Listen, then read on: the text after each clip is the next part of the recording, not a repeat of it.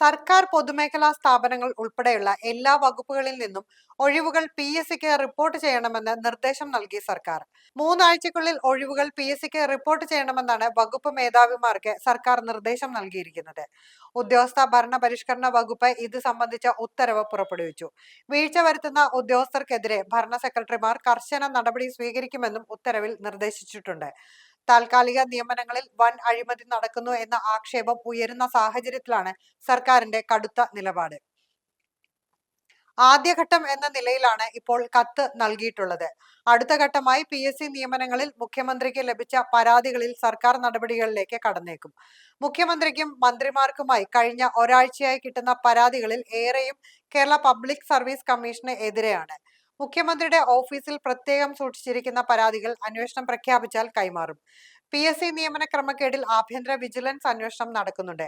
അതിൽ സർക്കാരിന് തൃപ്തിയില്ലെന്ന് യുവജനക്ഷേമ വകുപ്പ് മന്ത്രി OJ ജനീഷ് കഴിഞ്ഞ ദിവസം നടത്തിയ പ്രതികരണത്തിൽ വ്യക്തമാകുന്നു.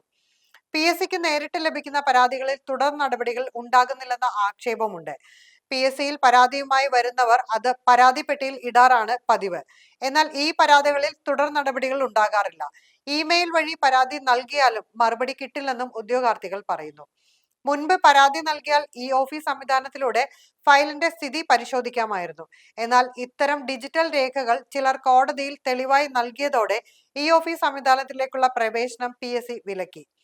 പ്ലാനിംഗ് ബോർഡ് ചീഫ് നിയമന വിവാദത്തെ തുടർന്ന് ഒട്ടേറെ നിയമനങ്ങളിൽ സംശയം പ്രകടിപ്പിച്ച് ഉദ്യോഗാർത്ഥികൾ PSCയെ സമീപിക്കുന്നുണ്ടെങ്കിലും പരാതി വാങ്ങാൻ അവർ തയ്യാറാകുന്നില്ലെന്ന ആക്ഷേപമുണ്ട്.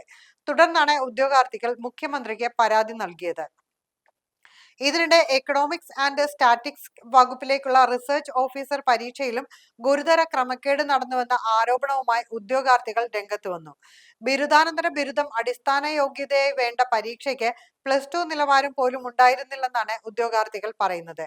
പുനഃപരീക്ഷ ആവശ്യപ്പെട്ട് ഉദ്യോഗാർത്ഥികൾ മുഖ്യമന്ത്രിയെ സമീപിച്ചു.